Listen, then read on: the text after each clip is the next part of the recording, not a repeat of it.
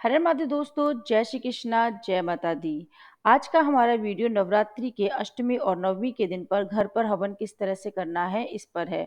बहुत ही सरल और आसान विधि में हवन करना हम आपको बताएंगे।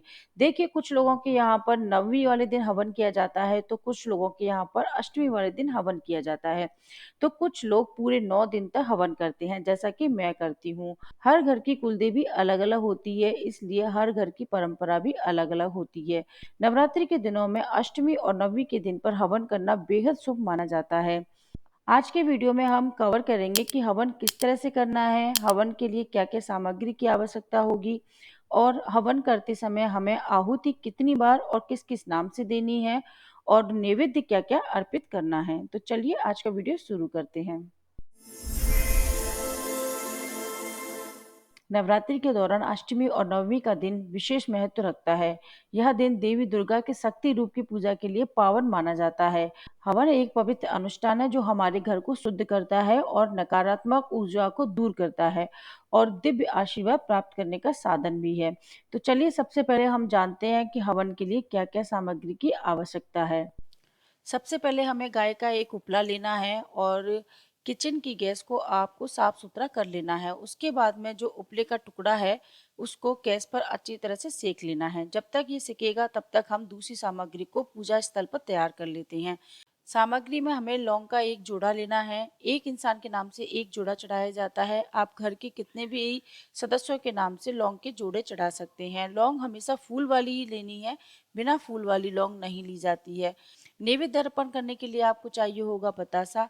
आप बतासा साबुत यूज में लेना, मेरे पास में अभी नहीं है इसलिए मैं आधा बतासा यूज में ले रही हूँ। एक लौंग के जोड़े के लिए हमें एक बतासा चाहिए होगा।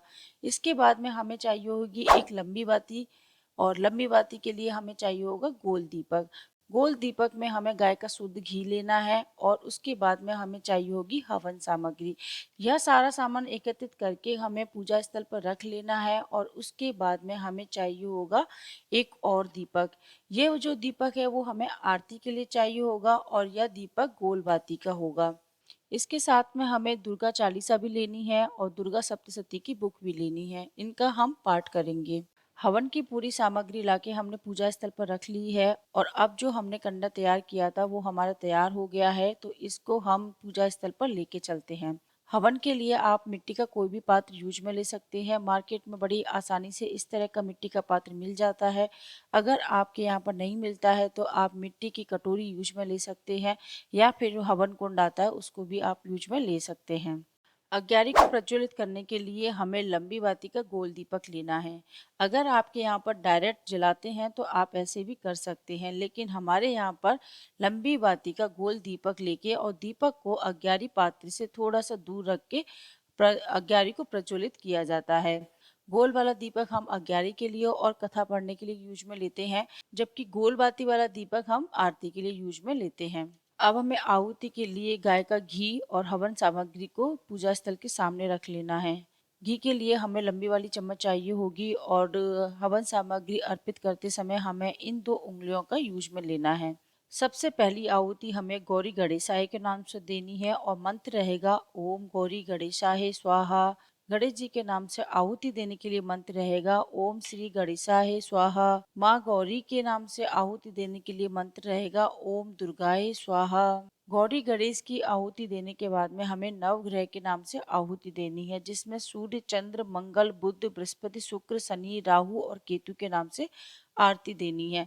सभी के नाम से आप ओम सूर्याय स्वाहा, ओम चंद्राय स्वाहा, ओम मंगलाय स्वाहा, ओम बुद्धाय स्वाहा, ओम बृहस्पताय स्वाहा, ओम शुक्राय स्वाहा, ओम शनिचराय स्वाहा, ओम राहवे स्वाहा, ओम केतवे स्वाहा। इस तरह से मंत्र उच्चारण करते हुए आप सभी की आहुति दे सकते हैं। आहुति के लिए हमें हवन सामग्री और घी की आहुति देनी है। नवग्रह की आहुति देने के बाद में हमें अपने इष्ट देवताओं के नाम की आहुति देनी है और उसके बाद में हमें अपने कुल देवताओं के नाम की भी आहुति देनी है। यह आहुति आप 11 दे सकते हैं, 21 दे सकते हैं या 51 दे सकते हैं। आहुति देते देते आप दुर्गा चालीसा का पाठ कीजिए और दुर्गा सप्तशती का पाठ भी कर सकते हैं। आहुति के साथ में दुर्गा चालीसा पढ़ना बहुत ही ज़्यादा अच्छा माना जाता है। अगर आपके इष्ट देव भगवान श्री कृष्ण हैं तो आप मंत्र का जाप कर सकते हैं, ओम कृष्णाय स्वाहा। और अगर आपके इष्ट देव राम जी हैं तो ओम रामाय स्वाहा। शिव जी हैं तो ओम नमः शिवाय के नाम से आहुति दे सकते हैं। और इष्ट देव अगर हनुमान जी हैं तो ओम हनुमते स्वाहा के नाम से आप आहुति दे सकते हैं। माँ लक्ष्मी अगर आपकी इष्ट देव है तो ओम श्री लक्ष्मी देवाय स्वाहा के नाम से आहुति देनी है। भोग स्वरूप जो हमने बतासा और लौंग का जोड़ा रखा था वो हमें अग्नि के अंदर समर्पित करना है। इसके लिए हमें एक जोड़ा लौंग और एक बतासा लेना है और अग्नि के अंदर इस भोग को समर्पित कर देना है। ऐसा माना जाता है कि अग्नि के अंदर भोग को समर्पित करने से देवता लोग उनको तुरंत ग्रहण करते हैं, इसलिए अग्नि के अंदर भोग समर्पित करना बहुत ज्यादा फलदायी माना जाता है। अब हम दूसरे लौंग का जोड़ा और बतासे को भी अग्नि में समर्पित कर देंगे। इसके अलावा अगर आपने खीर पूड़ी और हलवे का भोग लगाया है तो वो भी थोड़ा थोड़ा सा अग्नि के अंदर समर्पित कर दें। यह सारा जो भी प्रसाद है वो भगवान तुरंत ग्रहण करते हैं और उसके बाद में आप अपनी दुर्गा चालीसा का पाठ लगातार करते रहें। आहुति करते समय मंत्रों का उच्चारण बिल्कुल शुद्ध तरीके से और स्पष्ट रूप से करें। हवन करने से न केवल घर का वातावरण शुद्ध रहता है बल्कि यह मन और आत्मा को भी शांति प्रदान करता है। यह सकारात्मक ऊर्जा का भी स्रोत बनता है और आपके जीवन में खुशहाली और सफलता लाता है। हवन में आपकी 11, 21 और 51 आहुतियाँ हो जाएं और दुर्गा चालीसा का पाठ भी हो जाए और अगर आपने दुर्गा सप्तशती का पाठ किया है वह भी हो जाए। ये सारी चीज़ें होने के बाद में आप आरती करेंगे तो आरती के लिए जो हमने दूसरा दीपक तैयार किया था गोल बाती का, उस दीपक से हमें आरती करनी है। आरती करने के बाद में आपने जो भी माता जी के लिए भोग लगाया है उस भोग को सभी में वितरित कर दें। अगर आपके यहाँ पर अष्टमी वाले दिन कन्या पूजन किया जाता है तो 9 कन्याओं को और 1 लांगुरी को आप खाना खिला दें। अगर आपके यहाँ पर कन्याएं घर पर नहीं आ सकती हैं तो आसपास आपके जो भी माता जी का मंदिर हो वहां पर जाकर आप कन्याओं को भोजन खिला सकते हैं। अगर आपके आसपास माता जी का मंदिर नहीं है तो आसपास जो भी गरीब बच्चे हों वहां पे जाके आप खाना खिला सकते हैं। जिनके यहाँ पर नवमी वाले दिन कन्या भोज किया जाता है वो नवमी वाले दिन कन्याओं को भोजन कराएंगे। कन्या भोज कराने के बाद में नवमी वाले दिन जो आपने चौकी स्थापित की है उस चौकी को हटाना है। तो शाम को आपको चौकी को हटाना है। इसका पूरा वीडियो ऑलरेडी हमने अपलोड कर दिया है, इसलिए आप आई बटन पर जाके वीडियो को देख सकते हैं। कन्या भोज कराने के बाद में कन्याओं से आपको आशीर्वाद लेना है और दक्षिणा स्वरूप उनको कुछ पैसे या जो भी आप देना चाहें उनको दे के आइए।